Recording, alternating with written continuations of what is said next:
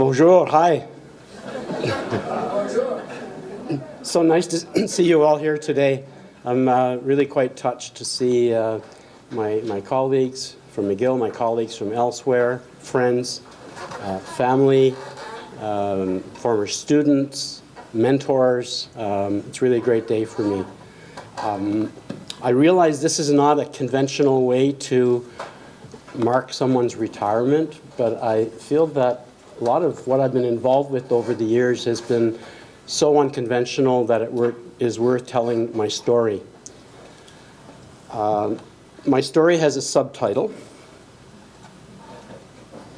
My Life as a Decon Artist, because a lot of my life has been involved in the decontamination, removal, disposal, investigation, and securing of hazardous materials.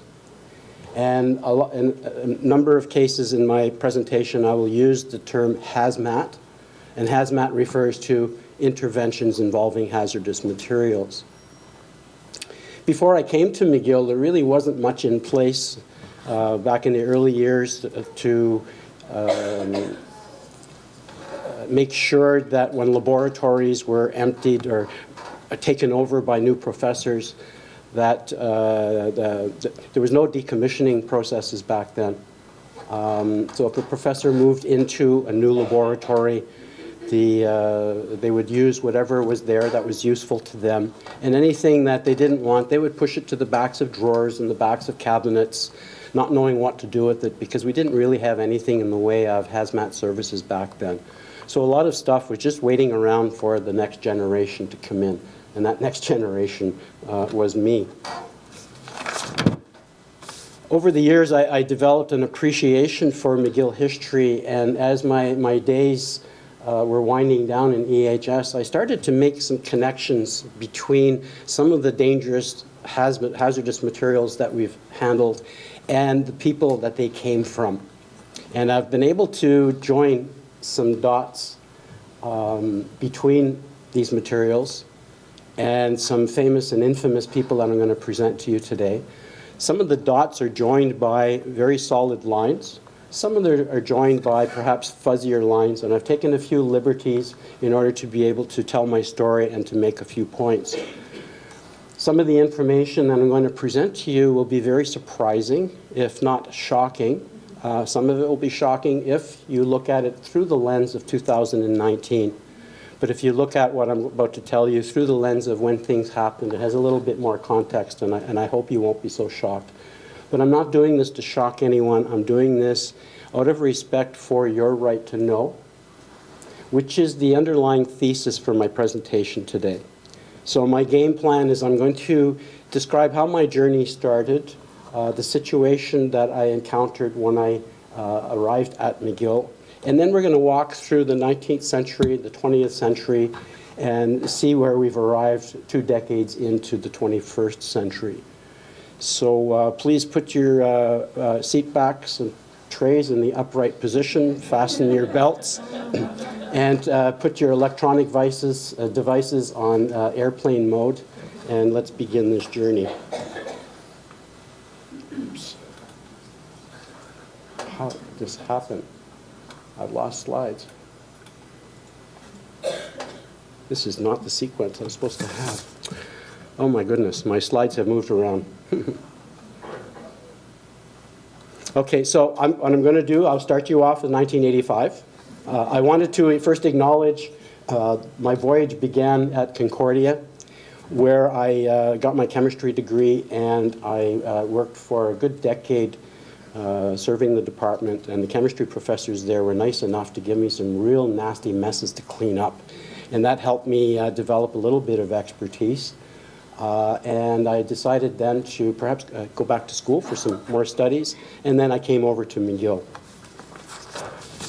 When I arrived at McGill, our principal was a young David Johnson. And McGill was a much smaller place then. We were about 15 buildings smaller than we are now. Almost all of administration fit into the James Admin building. We had one lawyer. His name was Renaud. We had one communications officer. His name was Jean-Pierre. We had one negotiator. His name was Russell. We had one insurance person. Her name was Janice. Hi, Janice. We had one planner. His name was Chuck. Hey, Chuck. And we had just hired our very first safety officer, and his name was Wayne. At that time, people smoked everywhere, except maybe near explosives, and only at that. People thought health and safety rules were for industry only. We didn't really have much in place. And our safety manual consisted of one word: duck. Back then, if you worked with asbestos, around asbestos, with a mask on, people questioned your masculinity. AIDS had just become an issue, and people were afraid, very afraid. Nobody had heard of nanoparticles. The word sustainability was not part of our vocabulary yet. We were still 15 years away from sequencing the first human genome. And the Habs were about to win their 23rd of 24 cups. When I arrived at McGill, they were generous enough to give me a desk, a chair, and a telephone that looked like this. An office and a computer would come later. There was no internet, there was no email, there was no texting, there were no tweets, thank goodness. And the highlight of the day was the arrival of the internal mail. Cell phones existed, but they were so damn heavy that you would hurt your back carrying it around. And though it would come a few years later, I'll never forget that big day when telecom introduced the first fax machine. Whoa, imagine sending out images across digital lines. I was hired to deal with lab safety, but there wasn't a lot in place. We did have a central safety committee then. We had a radiation committee, we had a pesticides committee and a biohazards committee. And research ethics and animal ethics were handled by committee back then too. But nobody could tell me where the labs were. It took me the better part of 2 years with the help of a student to actually find the labs and just get a basic list of where the lab was, who was the principal investigator, what classes of materials they had. And that was my starting point. And I'll get back to you on how far we've come since then. So I did a review of McGill history, and I looked over first the 19th century to see if there were any references to EHS issues. And the first one I came up with is, of course, gross anatomy. Back in the 1930s, they were running gross anatomy labs for the students. And apparently back then, the students would often go out and fetch their own bodies for study. The students are not near as motivated as that today. We take care of all of that. But I found it interesting that that was the first mention of anything related to EHS and any air quality issues. And we still have a lot of work. We're very busy dealing with anatomy. And so I think that probably makes the anatomy lab the longest running lab operation in the history of McGill, the longest continuous lab operation in the history of McGill.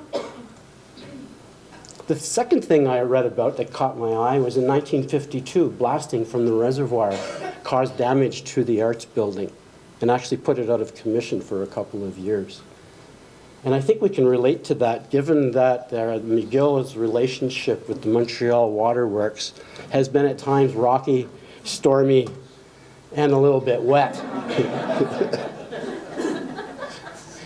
And I think it's pretty cool that to this day, we still don't know who Flood Girl is. But I'm assuming that she's long ago graduated and is being really successful somewhere. I hope she is. It's neat to know that it is still possible to keep some secrets. There is also some passages in McGill history about a Professor Carpenter and his seashells, and I'm going to get back to him in a moment. And any discussion about the 19th century without mentioning Sir William Dawson would also be missing something important. So I'm going to get back to him in a moment. Let's start with Philip Piersol Carpenter. So back in the 19th century, our scientists were mostly interested in collecting and observing specimens. So they went around the world and they collected all kinds of things. Professor Piersol went out and bought himself this amazing collection of seashells. In fact, he bought several tons of them and brought them back to McGill. Unfortunately, these shells, in particular the snails, had a rather unsavory smell. That's how it's described in the literature.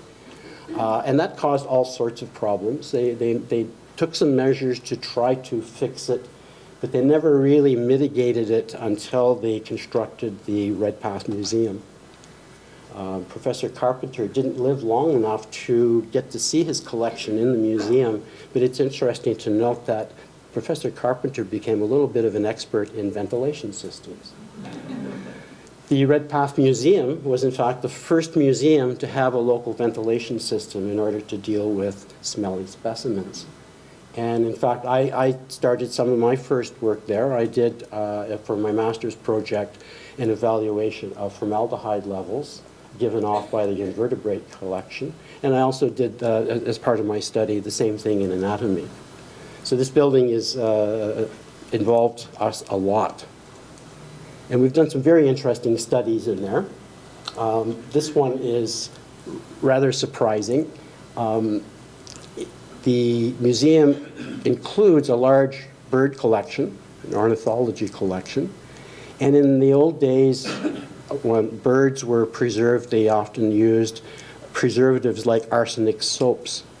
And so we did a study and determined that many of these birds do indeed have arsenic. And we brought in the Canadian Conservation Institute, and they had a portable X-ray machine, and we X-rayed all of the birds in the collection and determined that all of them contained significant levels of arsenic, which probably explains why they're all dead.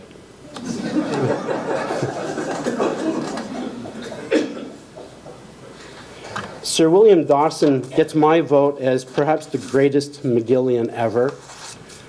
Sir William Dawson was principal for 38 years. He was very much responsible for the building of the campus, the planting of the elm trees, which graced the main lane for over 100 years. He's the one who got the support of all the wealthy Anglicans living in the neighborhood and got lots and lots of money from them for the building of McGill University.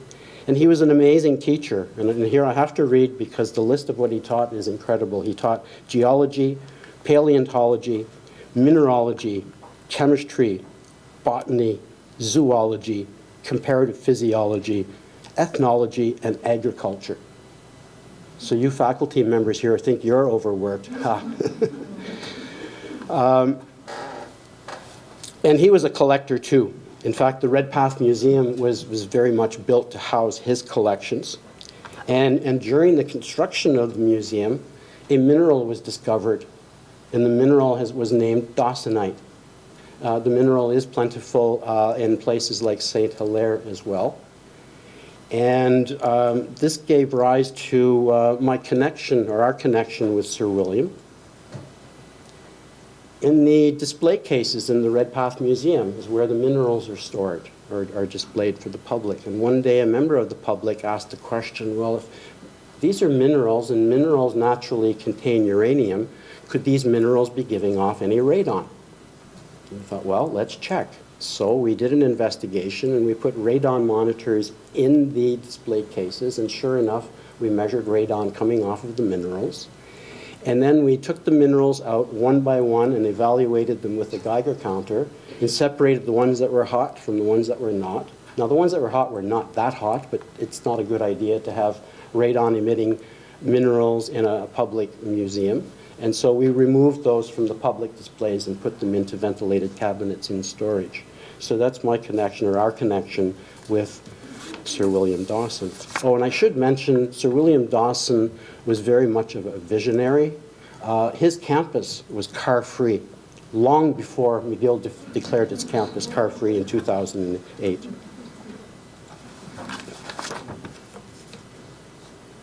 That takes me to the 20th century.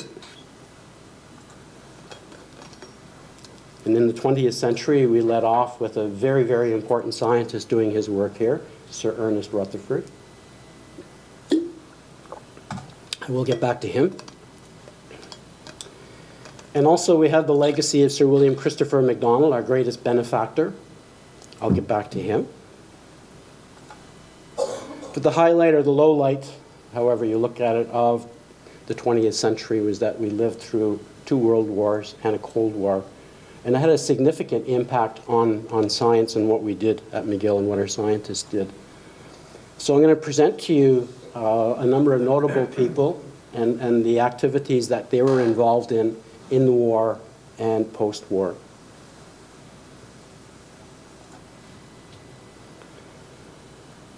So we see all of these names around campus. We have names of buildings and names of scholarships and names of departments. And we don't always know who these people are. And as I say, I developed a curiosity over the years and tried to figure out who they were. And so most of you know the name Mass, or the Otto Mass building. And most people figure, okay, Otto Mass is a chemist. Yes, and he must have been an important chemist to have a building named after him, and he certainly was. He was a very important chemist to McGill. He was the chair of McGill for almost 20 years. He was the director of the Pulp and Paper Institute for Canada. And he published over 200 papers on a wide variety of topics. He was considered at the time the most important and influential chemist in all of Canada, which is the reason why he was selected by the Canadian government to be the chair of the Chemical Weapons Committee for Canada during World War II. And he was not only the chair of the Chemical Weapons Committee, but he coordinated and oversaw the efforts with the Allies, namely the British and the Americans, who were also involved in being prepared for the possibility of a chemical war. So here's Dr. Mass in his office, enjoying Players, I think he's enjoying there.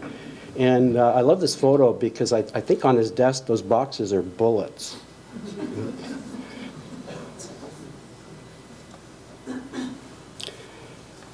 Dr. Mass and others had good reason to believe that Canada might be attacked by chemical weapons. We were attacked in World War I. This is the monument called the Brooding Soldier. I visited 3 years ago in Belgium. And it's a monument in memory of the Canadian soldiers who were of the first to be attacked by chemical weapons in World War I. They were attacked by chlorine at the time. And so, and Otto Mass also had worked in Germany prior to escaping to come back to McGill, just prior to World War II. And he, I'm sorry, prior to World War I. And he had worked with some chemists in Germany who turned out to be some of the most advanced in developing chemical weapons. So he had good reason to believe that we needed to be prepared. And so he agreed to be a member of the Chemical Weapons Committee. And so he oversaw pretty well everything. He was overseeing the grants that were going to other universities. And at that time, just about every chemistry department in Canada was involved in this effort. Their efforts were concentrating mostly on gases like phosgene and mustard gas. And it's a good thing that a war never broke out with chemical weapons because, as it turns out, the Germans had much better chemical weapons. They had moved on to nerve gases. As part of the operations, we established an experimental base in Suffield, Alberta. And this is where the Allies, Canada, England, and the US, tested out various chemical weapons and bioweapons. They also tested the toxic effects of things like mustard gas on, we'll call them involuntary volunteers. A little side note is, while Otto Mass was away doing his work with the Chemical Weapons Committee, his lab was occupied by a Professor Robertson, who, along with his students, discovered a compound that they called Compound Z, which was actually 4 times more toxic than phosgene.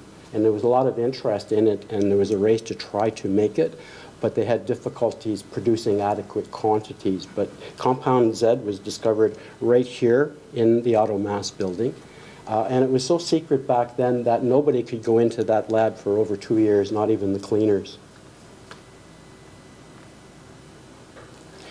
In 1947, Otto Maass was awarded the U.S. Medal of Freedom. He was considered to be a very competent person and the right person to be in charge. Included in the operations was a mustard gas plant at Cornwall that produced over 2.6 million pounds of mustard gas and over 766 pounds of phosgene during the war. But don't worry, these were all safely disposed of at the bottom of the ocean somewhere. The research wasn't strictly offensive. In fact, the research of the efforts were defensive. Canada had signed the Geneva Convention in 1927, forbidding the use of chemical weapons, but our government only ratified a no first use policy. In other words, if we were attacked, we reserved the right to retaliate. And so that's why Canada was involved in chemical weapons. But a lot of the research was defensive. They researched protective clothing, they researched respirators, and in fact, a lot of what we know about respirators today that we wear for safety in the workplace was learned from the research done by the Chemical Weapons Committee. So there were a lot of peacetime benefits from this work. Now you're wondering, what's my connection to Otto Maass? Well, looky here. Look at what we found in the Otto Maass building not long after I started. Phosgene. Now, I can't say for sure that this was Otto Maass's phosgene. I can't even say for sure that it was used for chemical weapons use because it can be used for making certain types of plastics, and there was a lot of research into plastics in the chemistry building, but it is phosgene. And as a hazmat person, it doesn't get better than this. Or at least that's what I thought. It does get better.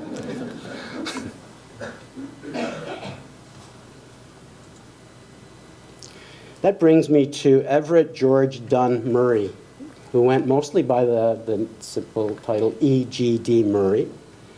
Professor Murray was a bacteriologist, perhaps one of the best in Canada. You'll note he preferred export cigarettes. And he had it back up there and a nice stained finger, I noticed. He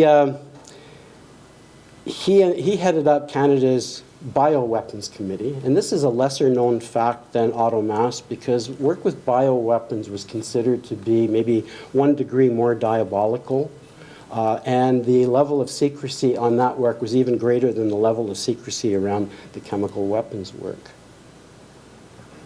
During World War II, one of the projects that he headed up was the War Disease Control Center that was established on Grosse Ile.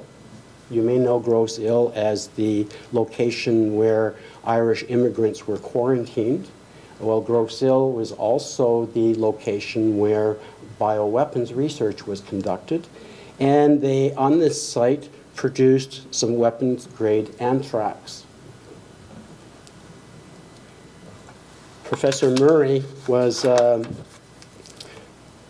also collaborating with the Americans who were producing bioweapons. And in this picture, you can see Professor Murray here. He's the second last one from the right. In this facility where they were incubating their anthrax. Now, at that time, the germs or the bacteria of interest were anthrax, brucella, and botulism. So what's our connection with Dr. Murray? Well, you remember in 2001, post-11, there were these anthrax attacks going on. People in government were receiving envelopes containing anthrax with threatening letters. And of course, this had everyone on edge. It also had McGill on edge. In fact, we had a couple of anthrax scares here because it's impossible to distinguish between anthrax powder and chalk dust and gypsum dust. So anything that was white and powdery was being reported, and there were lots of responses going on at that time.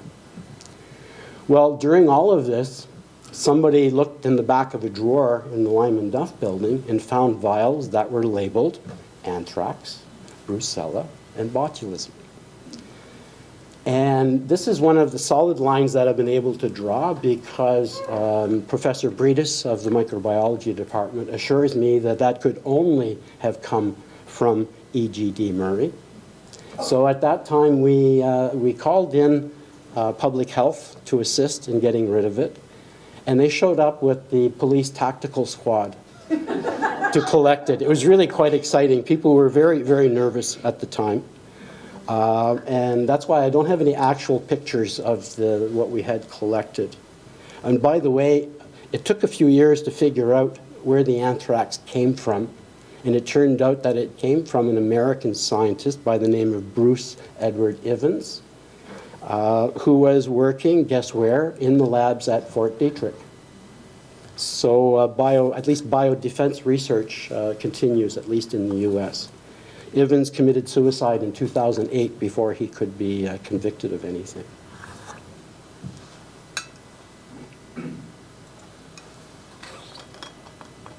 That takes me to a McGill institution, Leo Yaffe. I had the pleasure of meeting Leo Yaffe. Some knew him as Longshot Leo because he was one of the best billiards players at McGill. He was the chair of chemistry department for some time. In fact, he was the chair of the department when the Otto Mass building was designed and constructed, so he was very instrumental in that. He was our vice principal of administration for a number of years, which is unusual for an academic of his background. And he was the founder of the University Health and Safety Committee back in 1974. And that's the committee that hired me, so that's kind of special to me. He started out working or studying under Otto Mass. In fact, he did his master's under Otto Mass, studying aerosols and smoke, which was related to chemical weapons. But he escaped the dreariness of chemical warfare and moved over to the Manhattan Project. You may have heard of the Manhattan Project. This was the project that was involved in the race for the bomb. And there was a Manhattan Project laboratory here in Montreal. It first started in a house and then was moved to the Université de Montréal campus, where they conducted research during the war. This is not a well-known story. Dr. Mass then worked for the International Atomic Energy Agency. So when the war ended, he switched over to peacetime work, and he actually promoted the safe, secure, and peaceful use of atomic energy. He went to Chalk River and worked on the first atomic energy reactor produced by Canada. And he was a bit of a visionary. In 1978, he sounded the alarm about the folly of using or relying on fossil fuels for energy. What's my connection, or what's our connection with Leo Yaffe? Well, first of all, Dr. Yaffe had a lab and a work area that was left empty and abandoned for a number of years after he retired, because the people in the chemistry department felt that it was maybe dangerous to go in there. And they were right. And one of the first tasks that my colleague Joe Vincelli got when he was hired at McGill was to investigate that. And sure enough, Joe discovered and removed a source of plutonium from Dr. Yaffe's desk, and spent the better part of the summer cleaning up the lab so that it could be made safe for others. Joe tells me that during his cleanup, Joe was there all suited up. He had his lab coat and his gloves and his gown and his dosimeter and everything. And Dr. Yaffe walked in his shorts, his sandals, and his Hawaiian shirt, wondering what all the fuss was about. There's a second connection with Dr. Yaffe, and that is he was one of the big users of the cyclotron, which was built in the physics department and commissioned in 1949. And it operated up until the early 80s. And it was used for peacetime purposes because it wasn't functional until a number of years after the war. And the cyclotron was decommissioned in 1993. And I'd like to thank Robert Stanley for trusting me to be the functional project manager to take this thing apart. And the challenge was to dismantle this machine, which was several hundred tons of metal. We had to separate what was hot from what was not, dispose of everything that was hot, and leave a space which was spanking clean and clean enough so that we could leave a paper trail all the way from here to Chalk River, demonstrating that the site was now usable. And the structure that was around it was then dismantled and made way for the construction of the Wong building. So that was one of my favorite projects here at McGill. Most of the information, or in fact all of the information that I've presented is no longer secret. It's all available in publications. These are two books that I refer to a lot to find out about Professors Mass, Murray, and Yaffe. But most of this information did not come out in later years. So when the war ended, Yaffe, Murray, Mass, all went back to their regular jobs and started doing regular science for peaceful purposes, and they were finished with the work that they had done during the war. These were patriots. These were people who were answering the call of duty for their country. And this was a war between scientists, okay? And ultimately the war was won by the American physicists. But it was a race to create the most lethal and powerful weapons. They were just doing their duty at the time. And so when they came back, they didn't talk about what they did because they were afraid to do so. We had the Official Secrets Act that made virtually all of this work and everything that went on around it classified information. So they were actually afraid of going to jail. A number of scientists were arrested back in the post-war period for maybe saying too much. There was a lot of espionage going on. It was the lead up to the Cold War. And that's why a lot of these stories didn't come out, and that's why many of you have never heard of them before. And when they did come out, when the Official Secrets Act expired, there wasn't a lot of interest about it. But I assure you, all of this information is available in the public domain. The end of the war did not mark the end of secret research. The Cold War gave us new things to worry about and new rounds of research. And some of that research science was soft science. And some of that science happened here in the house called Ravenscraig, just up at the top of McTavish Street. And I'm referring to the work done by Donald Ewen Cameron. Donald Ewen Cameron was a psychiatrist and a researcher. He was a very charismatic and powerful individual who had a remarkable command over people. And because of that, he found his way into being the head of the new Allen Memorial Institute for Psychiatry. It was a branch of the Royal Victoria Hospital. And he also became the chair of McGill's Psychiatry Department for almost 20 years. That's Donald Ewen Cameron on the right side. In the middle, that's our principal, F. Cyril James, looking like he's ready to exhale. And the other gentleman with the cigarette, I don't know who that is, but he was a very influential individual. His dream was to win a Nobel Prize for solving all the mental health problems. He was going to cure schizophrenia and this, that, and the other thing. And he got himself involved in a project that went by the code name MK Ultra. MK Ultra was financed by the CIA, and the CIA was motivated to finance his research because they were interested in brainwashing. Dr. Cameron was very interested in brainwashing because he thought it was an effective way to cure mental health problems. He thought it was okay to basically clear people's memories and then try to reprogram them the way we do with computers.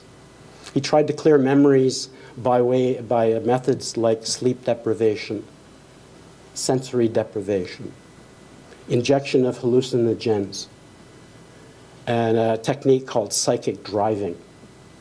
Oh, and lots of comas induced by insulin in order to enable this psychic driving technique. Dr. Cameron saw many patients who came to him for cures. Unfortunately, he was not very good at curing people using these techniques. And he was even worse at being a researcher. And the end result was he did a terrible amount of damage to many people. And much has been documented. So here's a picture of what sensory deprivation looked like. People were basically put in rooms where they couldn't see, they couldn't hear, they couldn't feel. They had these tubes put on their arms so they couldn't even scratch themselves. It was unpleasant, to say the least. Much has been written and documented about Dr. Cameron and what happened. There have been books. There was a TV series. But for a while, it appeared that the victims would not succeed in getting any kind of retribution for this because it was backed by the CIA, and the CIA were very good at keeping information confidential, and the CIA worked very hard at stalling the procedure in the hope that they would win by attrition because the victims were starting to get older and older. Fortunately, there was a documentary by the Fifth Estate that brought to light what had happened. And thank goodness for investigative reporting. That made it an issue that the public were concerned about. And then as soon as that happened, the government of Canada started to take the issue seriously, and a greater effort was made. And at least there was some form of settlement in the end. It was an out-of-court settlement. Back then, when he did his work, there were no research ethics committees. There was no review whatsoever. He was able to, because he was the chief of the hospital, he was the chief of the department, he was able to do all of this work without any checks or balances or without any consent from the participants. What's our connection to Dr. Ewen? We disposed of his LSD. Our coordinator of hazardous waste management, Kim Bray, is Kim here? No? Our coordinator, Kim, tells me that we did collect some LSD and dispose of it properly from the Allen Memorial. I can't say that it was his, but it certainly came from his department. But while I'm at it, we had one other surprise from the psychiatry department. Maybe it came from his era, because in his era there was a lot of psychiatry going on, lots of use of various chemicals. And one day we got a call from there telling us that during a cleanup operation, they had discovered 2 gallons of nitroglycerin. I told you it got better. 2 gallons of nitroglycerin. Now, according to a professor that I spoke with, she speculated that it was made by a professor who had worked there previously, and he was doing work on the effect of vasodilators on brain function. And of course, nitroglycerin is a vasodilator. And he decided that getting nitroglycerin through the normal channels and getting permission was way too much hassle, so he made his own. And then left it for us to dispose of. I think that's the only time that we've ever actually had to call in the bomb squad. Speaking of things that go boom, let me talk a little bit about Gerald Bull. Gerald Bull was a brilliant artillery engineer, and his dream was to build missiles that could shoot down satellites. And he came and did work here at McGill for a while. He, in fact, became director of McGill University's Space Research Institute. And he established a test site in Barbados, down where we have the Bel Airs Institute. And here's a photo of him. He's the one standing next to the guy with the pipe. You'll notice they have some small missiles on the table and then a large missile at the end named Martlet 1. Martlet 1 was just the first of a series. They also made a Martlet 2, which went higher and further, a Martlet 3, which went higher and further. And around halfway through the design of Martlet 4, his research funding kind of ran out. The Canadian government started to lose interest in weapons research. People in the research field started to lose interest in Mr. Bull as well. He had a certain personality. And so he went off to find others who would sponsor his work. And he eventually did work for anybody who would hire him, including the South Africans. And he, in fact, got convicted of arms sales to South Africa and spent 6 months in jail in New York.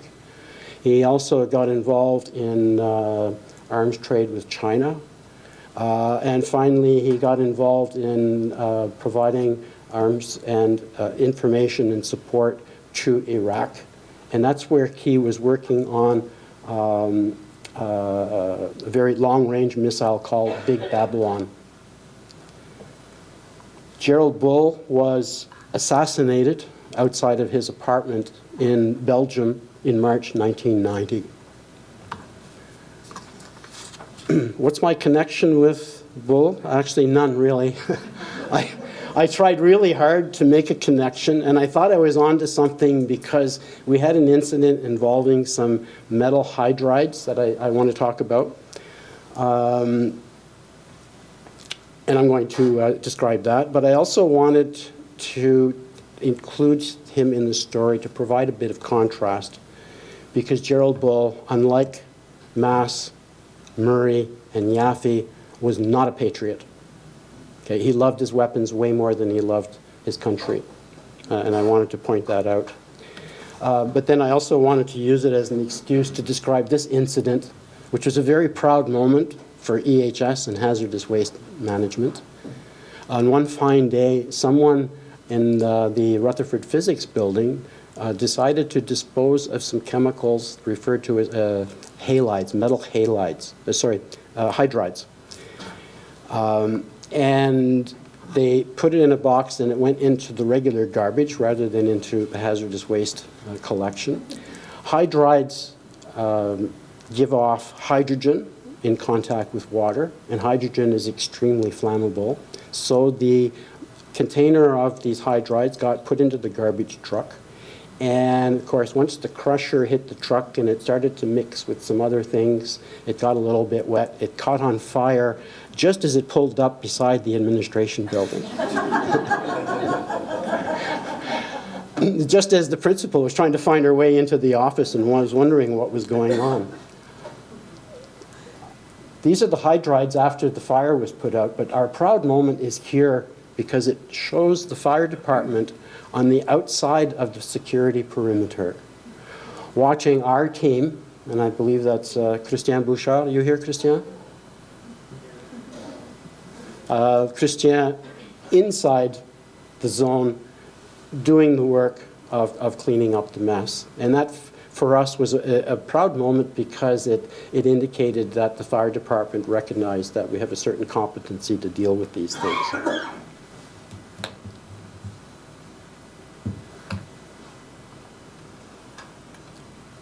That takes me to Sir William Christopher MacDonald, our greatest benefactor. He was a close friend of Sir William Dawson, and he gave us a lot. Okay, he and the foundation from his company gave us the McDonald Engineering Building, the McDonald Stewart Building, the McDonald Harrington Building. He also purchased the property that the gymnasium, the athletic complex is on. He also purchased from the Ritz-Carlton the land that the McLennan Library is on and persuaded the Ritz to move down the street. That helped us complete our campus. His foundation The McDonald Stewart Foundation also financed the Stewart Biological Sciences building. And Sir William Christopher gave us the funds to create McDonald College, which is now known as McDonald Campus. He's their main man out there.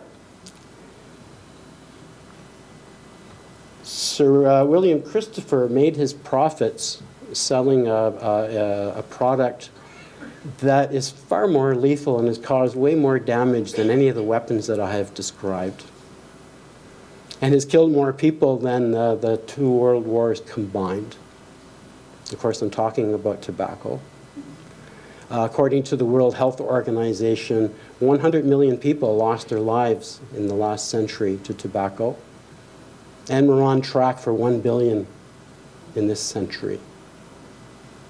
Ironically, Sir William detested tobacco, and when he went to visit his buildings or any place on campus, we had to hide tobacco, or they had to hide their tobacco and all of the paraphernalia that went with it.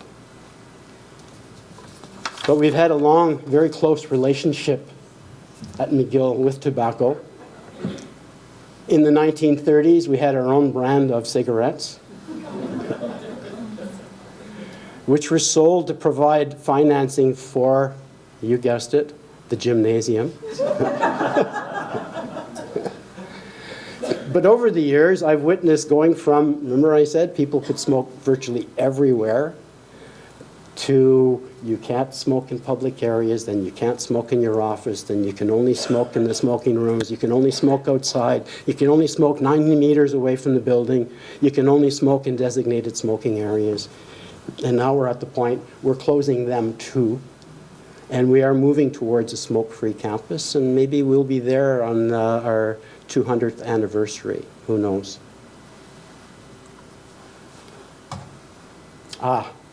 I saved our greatest scientist for the last, Sir Ernest Rutherford. He worked at McGill for 8 years.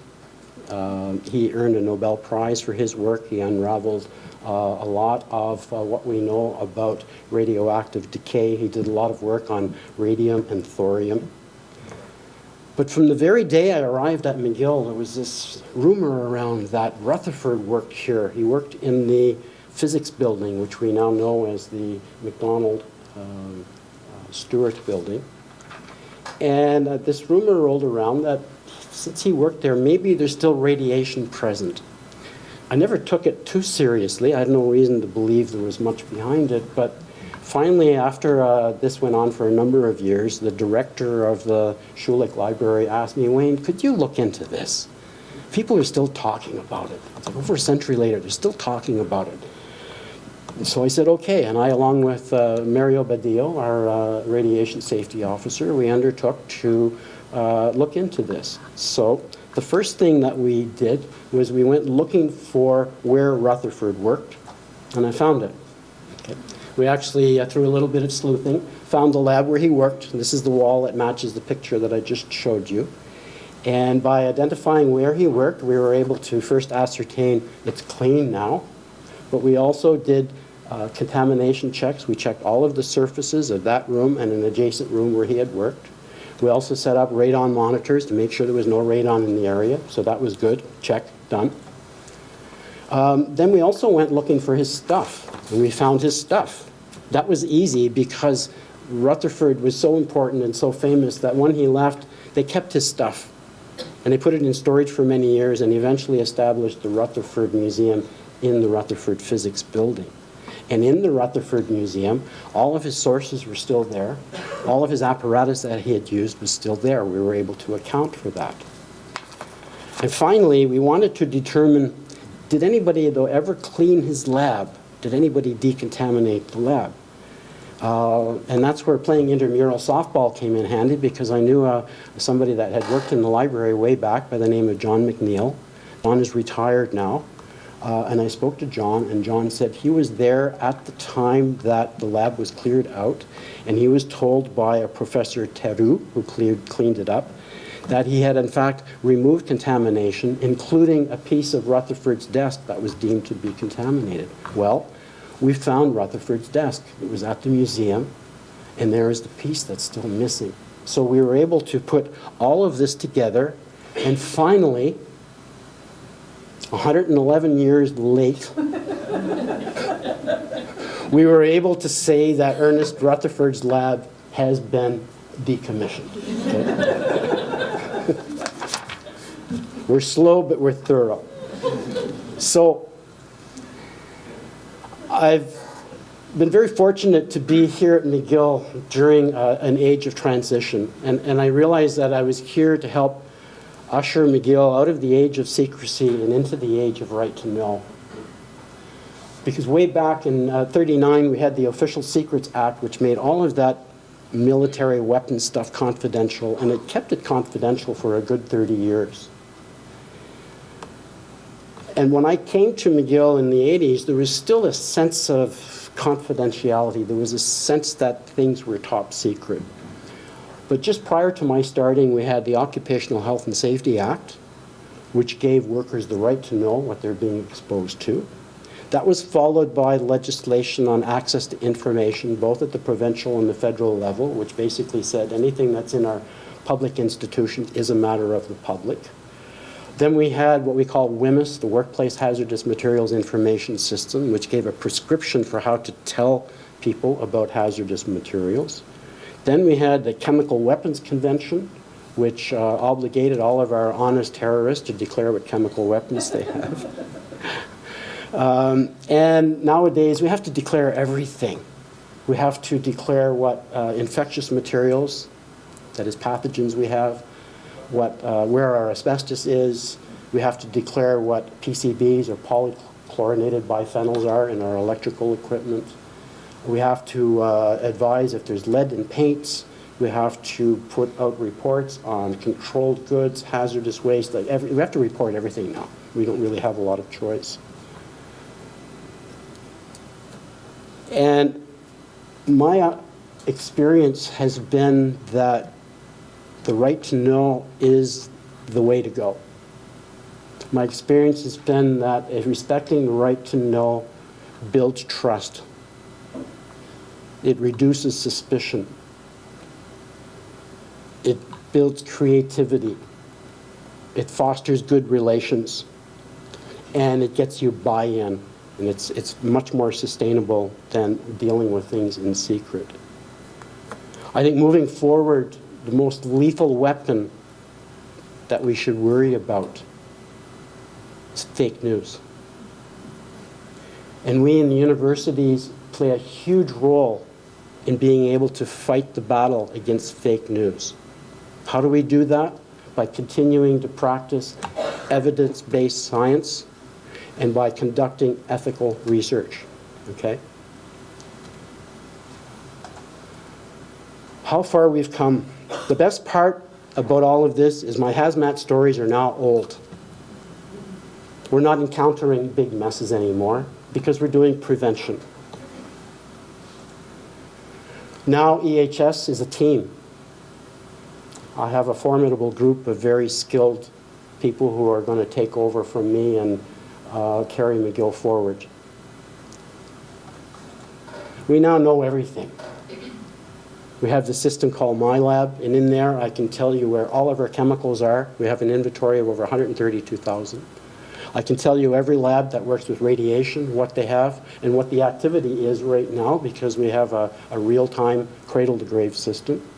I can tell you everybody who has a permit to work with pathogens and toxins, what they work with, what the containment level is. I can tell you everybody who works with lasers. And I can tell you where all the asbestos is. There's not much that we don't know now. We also have in place an internal responsibility system and an organization now where the various officers, people in the organization understand what their roles are, and things are rolling quite well. We've developed a good, strong safety culture. Nowadays, if someone works around asbestos and they don't take precautions, we question their sanity. We've developed a network of safety committees who are managing safety at the local levels and providing us a really good system of oversight. And we also have in place a routine of reporting. For the last decade now, we've been generating safety reports and providing lots of information to our senior administration, who are now aware of what's going on, and I can tell you they're extremely supportive of our efforts.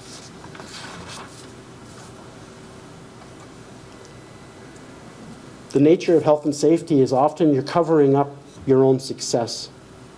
And I just want to brag here for a minute about a few things that we can identify. Normally, nobody reports the accident that didn't happen. So I can't tell you how many accidents we prevented, but I can tell you we have saved the university quite a few dollars over the years. We saved $4 million by decommissioning the cyclotron ourselves, compared to what it would have cost if we had used consultants. We fended off a $13.5 million lawsuit because we did our measurements and we did our due diligence. We've saved at least 3 lives by installing automated external defibrillators, and I heard a report today that that number may be 4. We have very smooth relations with our regulatory agencies, and we have a good safety culture of collaboration and transparency.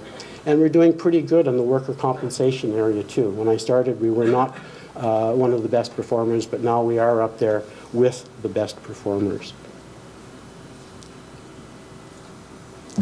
This has been anything but a one-man show. So you need to indulge me for a few moments because I have to thank a lot of people. I'd like to first thank my team for all of your support and for everything that you have done and for everything that you're going to be doing going forward. You guys are amazing. I'd like to thank my mentors. I've had a few really good mentors in my life. One of them is here, Susan Magor. Susan, thank you for being my steadfast cheerleader throughout my career. I'd like to thank all of my colleagues, all of you who have worked on projects with me over the years from the various departments, facilities, administration, human resources. It's been just great working with you. I'd also like to thank my colleagues from other organizations, the other universities, who've helped me out and shared their experiences over the years. A special thanks to all of the professors who have lent me their expertise to help me make sure that my science is strong. And to thank all of you who have participated on safety committees, who have acted as first aiders, first responders, fire monitors. You are the people that we depend on very much to keep things going. I'd like to thank my family for putting up with the drama that I sometimes brought home. And everybody else who contributed to making today's event a success. And as I head off into the sunset, I do so with a profound sense of satisfaction that I'm leaving McGill a lot safer, a lot cleaner, and a lot better informed than when I came. Mic drop.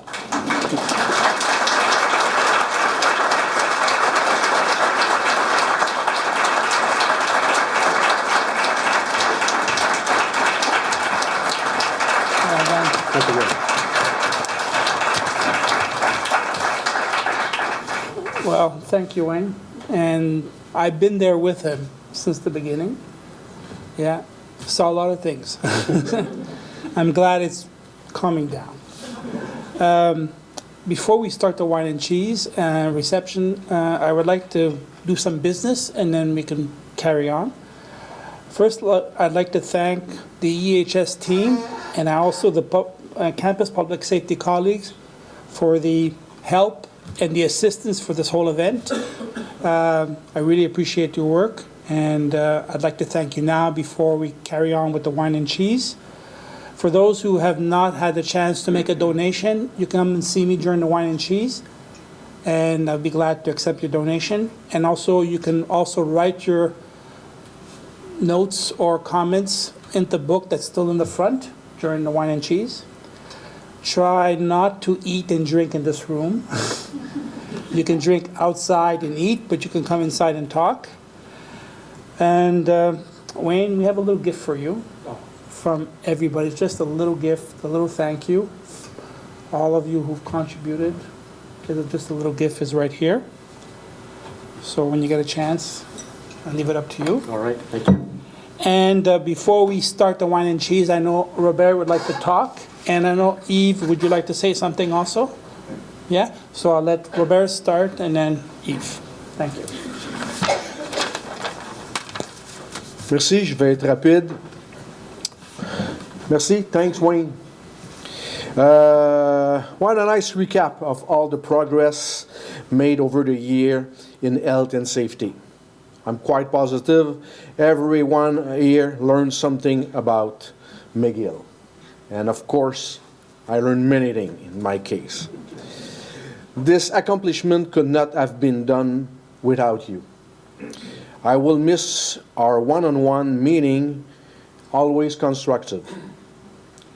Your way of carrying out the file is unique. And once again, today is unique.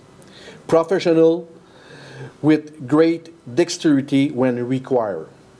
It's one point I will remember about Wayne is his dexterity to explain things and reveal things. You know how to draw the path and to pass it on the next for continuity.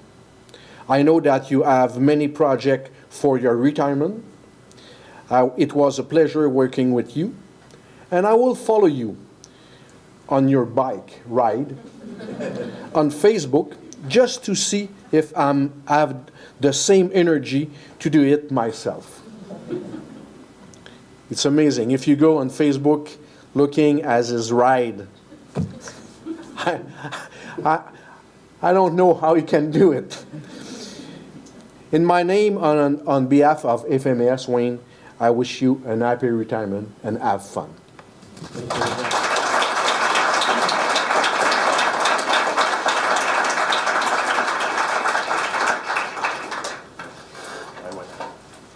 Congratulations. Donc, on me demande de parler sans trop de préparation, donc je vais parler avec le cœur. Je pense que c'est la principale chose. Wayne, I mean, you are the first one with whom I really connected when I came to McGill. And as a matter of fact, if you recall, you did invite me to visit all your installation in your lab. And one of the reasons why I did connect so well with Wayne is because I'm also major in industrial hygiene. So all my PhD, all my study when I was at NIOSH, and after that when I met with you, I also once organized a congrès de l'Association des hygiènistes du Québec, and already at that time we knew about Wayne's Wood because his name was well renowned in Quebec. So I was very pleased to come in McGill and have a chance to work with you. So, and I could testify that the competence is very high because I've been teaching industrial hygiene for many years. So you're a real pro. And obviously, you will miss us a lot. So I wish you a great, and we will miss you as well. So of course, I think I should have said that the university. both sides. Okay. Alors, merci beaucoup. Bonne retraite et félicitations. Merci.